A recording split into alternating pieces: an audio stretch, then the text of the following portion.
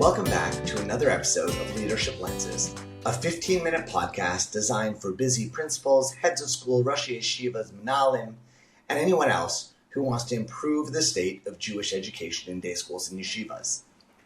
Last two episodes, we had Jane Taubenfeld-Cohen on as a special guest. If you haven't listened to those, I strongly encourage you to go back because anytime Jane is speaking, it is worth listening carefully. I'm going to do my best to try and match some of that insight and some of that information this week as we go back to our regular format of dealing with a challenge or dilemma posed to us by a current head of school.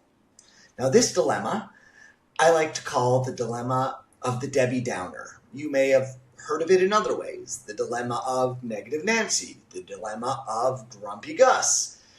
Whichever of these Muppet characters you have in your school, you know, and you're probably already thinking about that person who you need to meet with regularly. They might be a member of your leadership team, a teacher, department head, a parent, teacher. But whenever they come into the meeting, whoever they are, one thing is the same. Whatever's happening,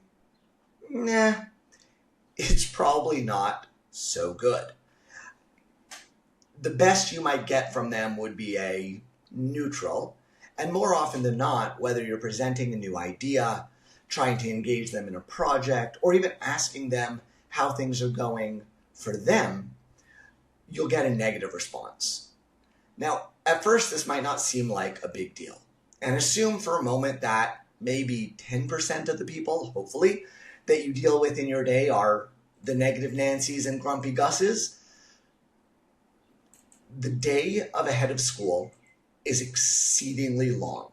And it's not only long in terms of hours. I know that I did many days from 7 a.m. till 10 p.m. and other hours that I probably shouldn't publicly disclose because there was just so much to get done. But even more than the hours, it was always the energy that was the most challenging, right? Because as a head of school, as a principal, as a leader, your time is your time, but you need to go into each of the tasks and particularly the meetings and the personal interactions of your day with the right energy, right? You can't go up in front of a crowd and start talking like this. You can't sit in a meeting with parents and be totally uninspired. And what happens when you sit with these Grumpy Gusses at whatever time you might be set to meet them during your day is that they sap you of all of your energy. I remember there was one individual of this type who I often ended up meeting with at about 9 a.m. And by 9:30, when our meeting ended, I was fairly certain it was 5 p.m.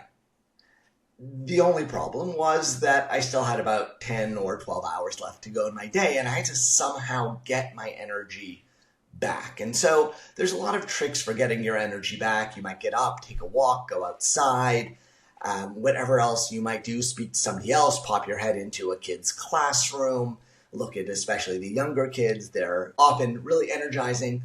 But what I want to focus on is actually what you might be able to do in the meeting itself, because you don't necessarily have a choice about meeting with them, right? They may be a wonderful and amazing employee, great teacher, or they may be a parent or board member who you don't really have a choice about meeting with. One way or another, you're sitting there in the room with them. And what do you do in that room on a weekly basis in order to make it work? So I want to suggest two different options here. Option one is perhaps a little bit more traditional. You'll set it out. You'll follow the protocol. I'll describe that in a second. Option two, I would say maybe is a little bit more adventurous for those who are ready to experiment a little bit more. So in option one, what we do is we sit down with Nancy, Debbie, or Gus, and we have literally a protocol that we set up. Now, this is the easiest to do with staff members, but it's possible with board members and with parents as well, where a routine part of the meeting includes something positive. So you might set something positive as the first point of your meeting. Literally asking them to reflect on something that went well, something they're thankful for, something that made them happier, an accomplishment of the last couple of days. And you reflect yourself as well on something that was positive from your perspective. If you have a parent in the room, you might reflect on something that really happened with their kid in the last few days. That was really a wonderful step. You might have the parent in the room because things are a little bit rocky, but even when it's rocky, usually kids are taking some steps, and we can highlight that, not taking away or glossing over any of the negatives, right? If a kid's struggling, not learning to read, struggling with math, struggling with friends, whatever it is, you're not going to gloss over that and pretend it didn't happen. That's really one of the worst things you can do. But you can say, well, before we get into really delving into these struggles with literacy, I just want to let you know that your child really did an amazing job in the last couple of days over recess. And just the way they are with their friends is really wonderful. By exuding that positivity, by noting it, and by putting it as a formal part of your meeting. And again, with staff members, I would tell them, we start with something positive, we end with something positive. It does two things. Number one, it just scratches out a little bit, ekes out a little bit of that meeting time that's going to be positive and not quite so down. Number two, if you do frame the meeting that way, you start with a positive, you end with a positive, often over times it can actually have an impact. You're messaging to the person you're meeting with that there's a positive frame here, right? However negative things are, however negatively they might see things, there's a positive note that we can begin with, and there's a positive note that we can end with. Now, I found this to take the edge off somewhat. I wouldn't necessarily call it transformative, but like I said before, this option is really your kind of traditional, balanced, relatively safe option for taking Grumpy Gus and making him a little bit less grumpy at the beginning and a little bit less grumpy at the end. And again, we're doing this authentically. We're not making things up with staff or with parents. We're noting something real that's happened, because just like Gus can see everything negatively, typically there's also some positive side that as a leader we can highlight and we can reflect on together.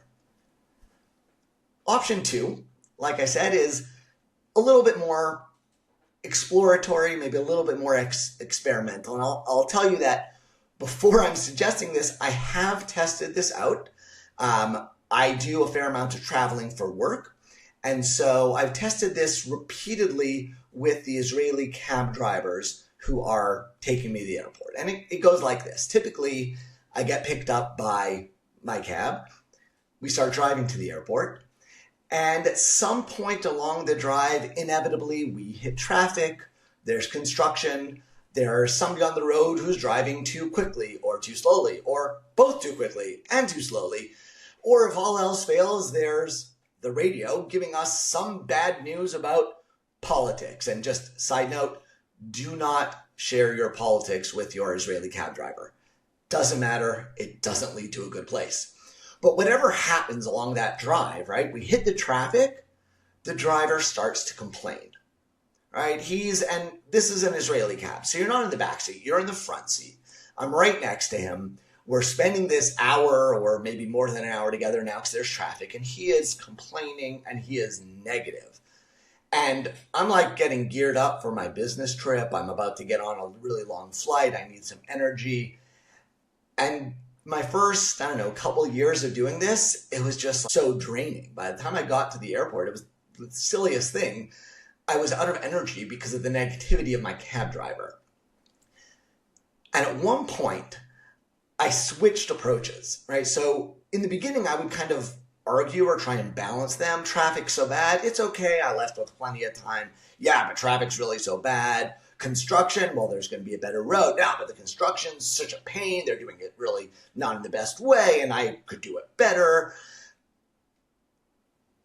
Instead of doing that, I flipped it. I think I probably did this because I was completely jet lagged at the time, that is the only reason I can really think of, but I was astounded at how it worked. We're in the cab, and there's traffic. Huge tie-up. The driver starts complaining, and like real good, deep-throated complaining. And I just turn to him, and I match him complaint for complaint. He says this traffic is bad, and I say, yeah, this traffic is terrible. This is the worst traffic I've ever seen. And he said, yeah, it's going to take us forever. I said, it's going to take us more than forever. It's going to take us 2 forevers, 3 forevers. I don't know if I'm ever going to see my house again. So a little bit less extreme than that, but it was shocking what happened, because when the cabbie complained and I matched his emotion, rather than trying to counter it, he softened. So he complained that the traffic was terrible. I said, yeah, it's really, really terrible. And he said, no, you know what? You really shouldn't be so concerned about it. It happens. A lot of people on the road. Thank God we have a busy country. And it worked with anything that came up. Politics, anything. And there's a wide range of things cabbies can complain about. And so I said, maybe this actually would work with people who are not cabbies. And I started testing it out on some others in professional contexts. I won't name them. But when Negative Nancy came to meet with me, instead of trying to counter her, I became Bad News Barry. Yes, I thought of that title just now. Right? So Negative Nancy would come in and be complaining about the parents or the board or the finances or the weather. And Bad News Barry would match her emotions on tone, again, authentically, not overplayed, but essentially take her perspective, right? She's negative. She's used to going around saying her negativity and have people balancing it naturally by saying, I'm going to counteract that with something positive. But what I'm doing is I'm saying, you know what, Nancy? You know what, Gus? I can see the world from your perspective. I see why you're saying that. I feel it too. And in a really strange way, Nancy and Gus suddenly feel like for the first time somebody's understanding them. They're like, oh, you get it. Okay. I guess I don't have to tell you anymore. You got it. Now we can go about our business. Now, as you're listening to this, some of you may have already been doing this. Others of you may be saying, that's absolutely insane. There is no way I'm going to do that. So I would encourage you to practice it maybe in a low-risk context in the beginning, right? I don't know if you make any trips to Israel, but if not, New York City cab drivers, occasionally Uber drivers can be a really good substitute. You can, pick your negative person who is low risk to try this with. But it works because rather than counteracting, identifying, empathizing, and demonstrating that you get what they're saying by matching them tone for tone, loosens everything up. And so if you start doing this and you do it on a consistent basis in your weekly meetings, then Nancy and Gus don't necessarily feel quite as much of an emotional pull to walk in and let you know that everything is negative, because they already feel that you understand them somewhat. So once you understand them and they know that you understand them, it's a lot easier for them to get down to business. Now, I'm not saying that turns negative into exuberant or joyful, but it does tend to soften it. It's a counterintuitive approach that I've seen work now not only across many cabs, but across multiple contexts, professionally, educationally, and otherwise. And so I urge you to consider it. Now, you may have your own approach. If so, I'd love to hear it. Please feel free to reach out, contact us. You can find us on LinkedIn, at our website, www.kislowitzconsulting.com, or on our Substack, Leadership Lenses, same name as this podcast. And share with me what you would do, and maybe share whether you're up for trying this experiment of, rather than counteracting, empathizing, managing tone for tone, and diffusing Negative Nancy and Grumpy Gus so that you can have a little bit more of a productive conversation. Love to hear what you think. In the meantime, have a wonderful day and happy leading.